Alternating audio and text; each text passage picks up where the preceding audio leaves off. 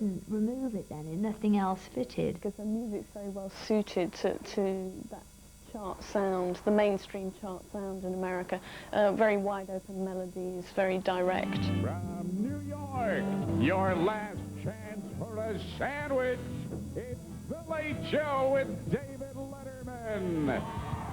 Our next guest has one of the most popular songs in radio history.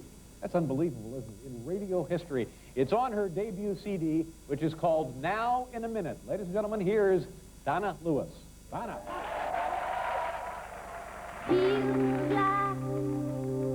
American radio is totally different. It's much more fractured than here. They chase smaller target audiences, and they do play a wider and broader variety of music, and therefore more styles of music do have a chance of getting to the ears of the public.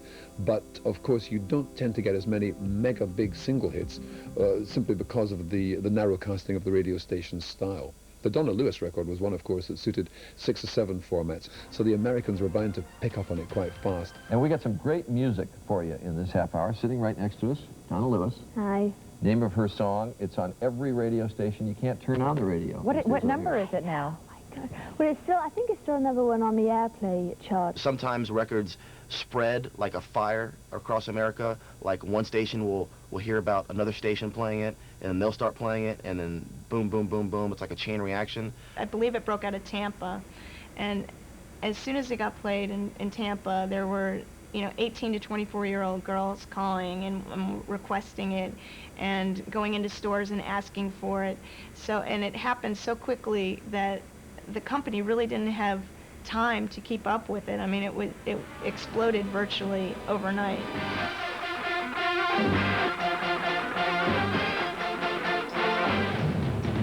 Okay, let's talk about Donna Lewis. Donna Lewis. That's Donna right. Lewis. We were playing Donna Lewis about 62 times a week. If Donna Lewis is getting played 62 times a week on every station across the country, that's going to add up to about 4,000 plays, and you have the #1 song in the country. Donna Lewis's I Love You Always Forever is turning into the most popular songs ever charted by Billboard magazine. Why? This was the first song that ever reached an audience of 100 million. The closest competitor was Mariah Carey. Always Be My Baby, also in 1996. And she's an artist that's been around for 7 years.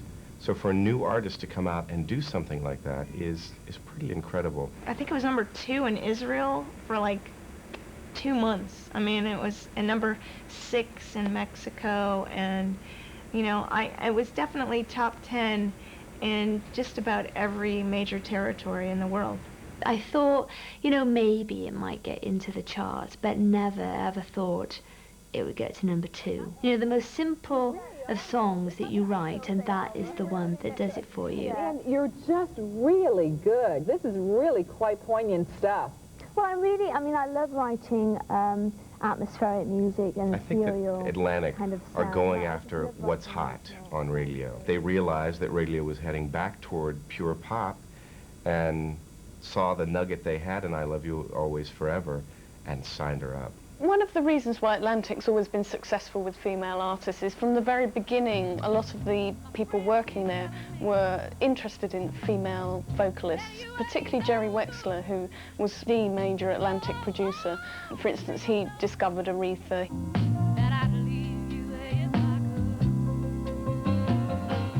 He was a big fan of Dusty's. If you remember, Dusty Springfield went over to America to record Dusty in Memphis, which is widely considered to be her best album. So I think as a label, they're very sympathetic towards female artists. It has a lot of women in executive positions, and that's quite important. Certainly in America, there's quite a strong sense of female solidarity, the sort of each one teach one approach, and I think women tend to network and look out for each other more in the States. Our next guest has taken the music world by storm with her new CD, Now in a Minute, here to perform her hit single, I Love You Always Forever. Please welcome Donna Lewis! She's just so great, that woman. I mean, she's just so natural. The first time she came into the dressing room, she burst into, you've got the most unbelievable blue eyes I've ever seen. I love that song. I'm so glad. It's a great song. It makes me think of my little boy. Well, that's nice. Has he got blue eyes? They're turning green, but they're kind of bluish. It was all about Wales, actually. It was funny. She was fascinated with the accent. And she said, do you speak any Welsh? And I said, well, a little bit, I remember. So I said something to her in Welsh. Sut ydych chi heddiw? Sut ydych chi heddiw? What does that mean? What does that mean? That means how are 3 you? years ago, if somebody had said to me, right, you're going to be doing a talk show in front of 40 million people, I would have said, I'm sorry, there's no way I can do that. But yeah, I have enjoyed it, especially, you know, I've just enjoyed talking to people, and most of the people I've met in America have been great. Donna Lewis, now in a minute, the CD, pick it up. Now this lady's from Florida, and she's currently #2 in America, making her debut appearance on Top of the Pops. Here's Donna Lewis.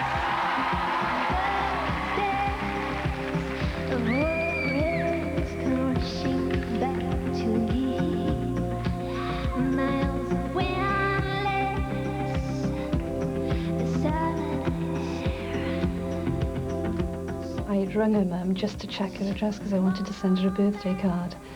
I'd heard nothing about it, and her mum just said, oh, you've read in the papers then, and I didn't know what she was talking about.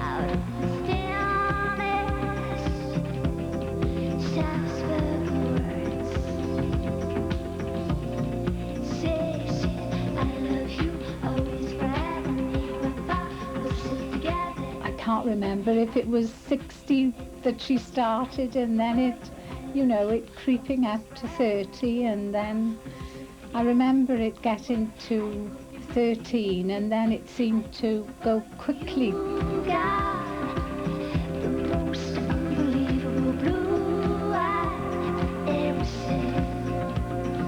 It went shooting up the charts in America to #2, so thrilled with that, and then got to #5 over in this country, which was even better. All the time I've known Donna, she's had this one overriding goal, and that is to be successful as a singer-songwriter. And she hasn't deviated for one moment. It's been music all the way. She knew what she wanted and was going to stick it out till she got it.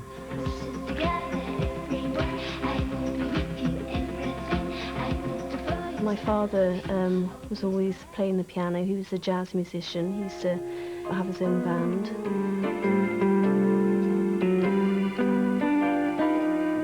Dad and Donna were quite often playing together, and Donna singing. I was introduced to music at a very early age, and about 6 or 7, I really wanted to play the piano, and that's how it all started. And then during school, my school years, I formed various bands and pop groups. Brings back a few memories, that, doesn't it? We decided on the name Magie Noir because we were going to have a look, and we were all going to dress the same. So we all wore very wide black trousers and black polo neck jumpers. The reason we got together was there was this like French music competition.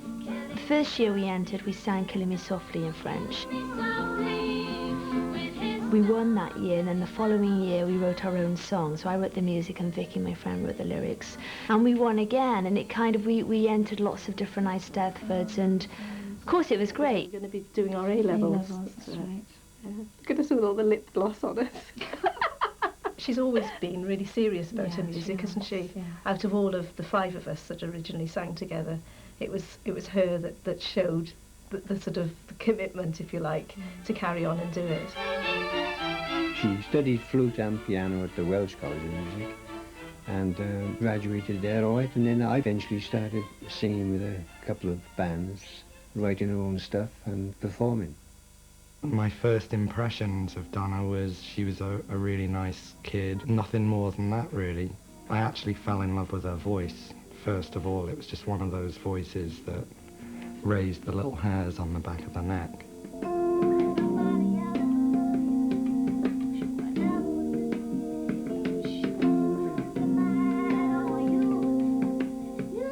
And then I found out that she wrote songs, so I brought her into the studio.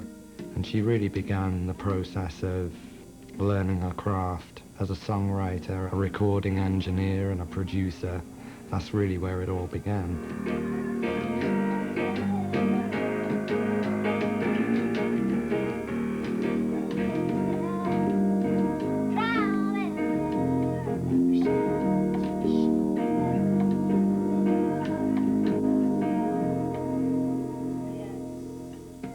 was writing and recording my songs and sending stuff off to record companies. And then I did a load of piano bar work. I went to Europe, mainly Scandinavia, and I did that for about 4 years. Female performers come up through the piano bar scene, which is really just playing in a hotel or in a restaurant. And that's a tried and tested way of really learning about your performance and learning about how to use your voice. And I think for Donna, it obviously stood her in good stead, so that now she comes across very professionally and very assured. She has that real confidence and that poise. Yeah, absolutely. And the intro as well, I feel like. Yeah, the only thing is with the intro, I want it to be... I think she tried to get a record deal in the UK. I don't know what happened or how they missed that over there. But I'm glad because, you know, I got her demo and I was very pleased that she was available. What the industry certainly did when we were looking for a record deal was focus squarely on whatever the current trends might be with respect to the top 20. Bands, mainly boys with guitars, that's what's selling. I mean, Oasis are the biggest sellers in this country, so they're really looking for that and imitations of that.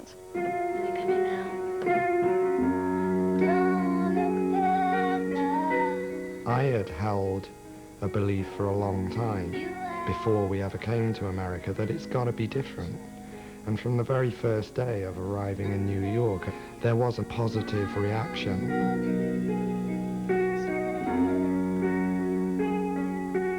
It seems to be a very boy industry over there. It's a very sensitive song that females responded to, and there aren't any females doing A&R over there. You know, maybe they didn't get it.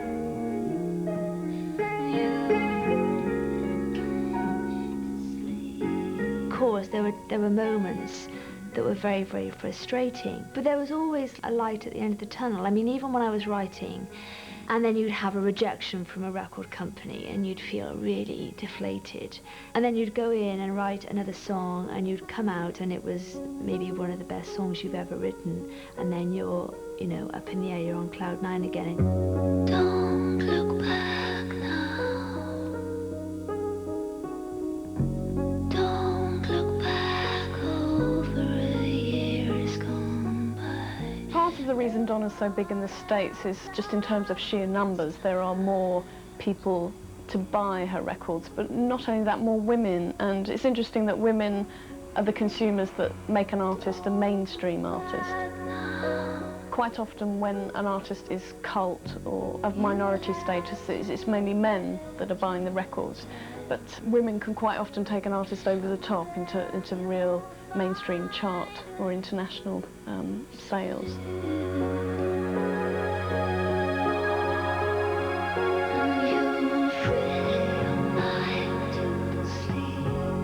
We came to Woodstock at the end of our second visit to New York when we were knocking on doors of record companies here. I mean, it has so much history. There's so many musicians and artists that live here, and I think that's what I like about it. It does remind me of Wales a little bit, because I've been in so many different cities, and then we came to Woodstock, and I just felt for the first time that I'd kind of come home. I need to be somewhere where I can look out that window and see some green and mountains, and I just don't want to be cooped up somewhere where I just can't see the sky. That doesn't do me much good at all. Lit by a blue flame gold on Crystal Palace, and they would dance along through the bells, the white lily down, and then we rose above in the moonlight to watch the city sleeping, and this beautiful magical place I no longer want to leave. We'll be floating down, floating down to Genève. She wrote the song Genève for my two children, Sophie and Emma. It's about a magical kingdom under the sea, and at that particular time, Sophie and Emma were really into mermaids. They love it, it's one of their favourite songs. We'll be floating down,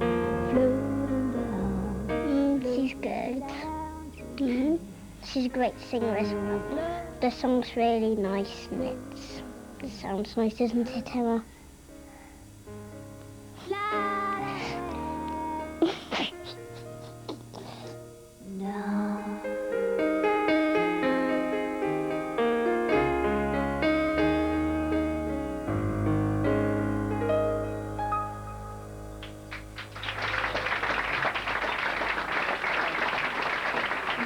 I feel it's a bit embarrassing, really, because this, Without Love, has been a flop, basically, this song of mine. I mean, goes into the charts at number 39, then out the next week.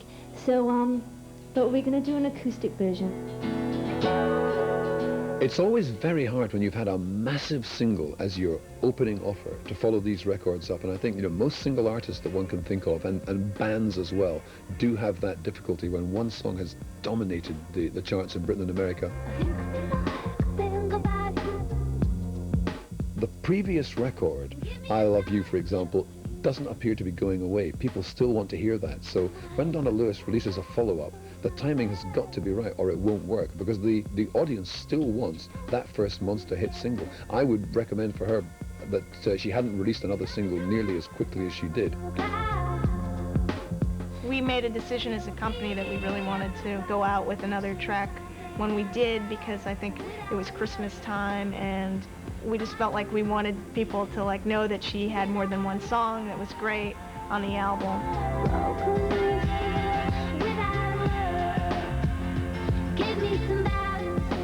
It's been performing phenomenal here in New York. Unfortunately, the country, if they don't see a number of stations having success with it, they'll bail out on it.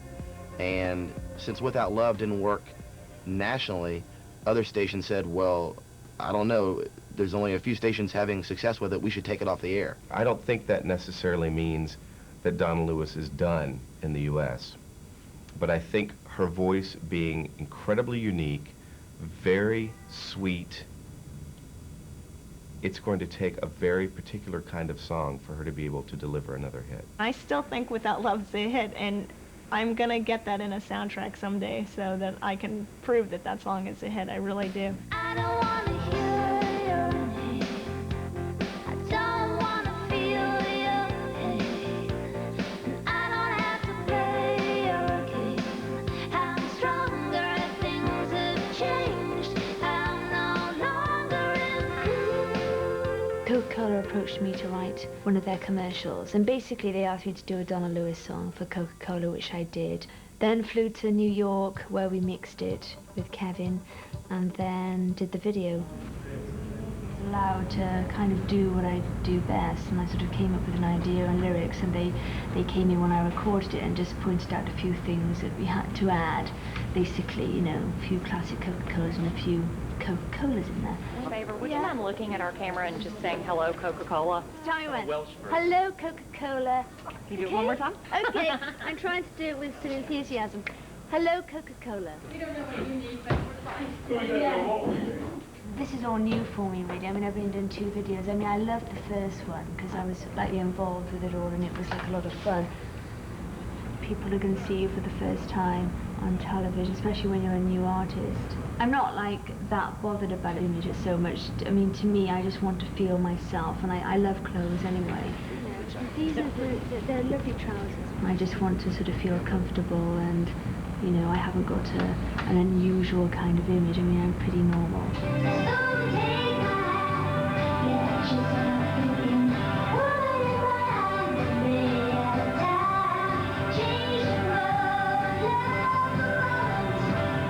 I like the idea of people that produce themselves and play everything and arrange things because they know what they want to sound like. What I've discovered in doing this job for the last 5 years is that if an artist really knows what they want to sound like, you're going to have interesting stuff.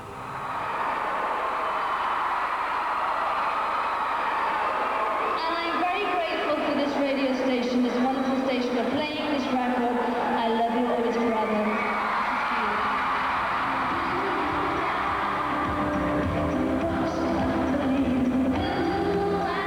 In a sense, she's made for life. In the United States, they'll never forget that record. It's part of their musical folklore. I think that I Love You Always Forever is one of those songs we'll be hearing 20 years from now.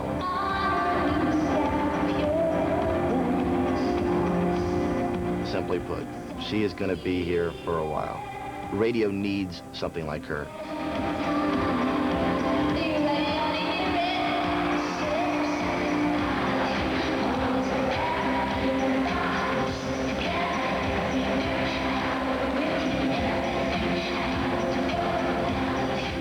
I think great pop songs don't really have a culture. I think that her music is pretty universal.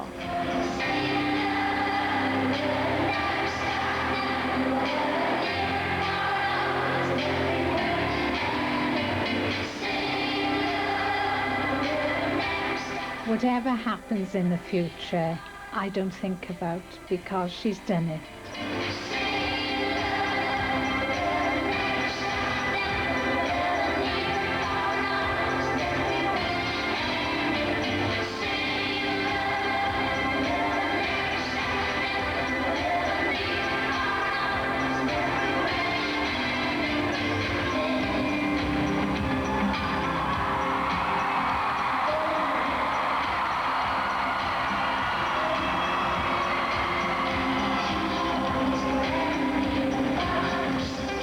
We've always done things that we think we really wanted to have a go at. You have to work hard, but, you know, dreams do come true.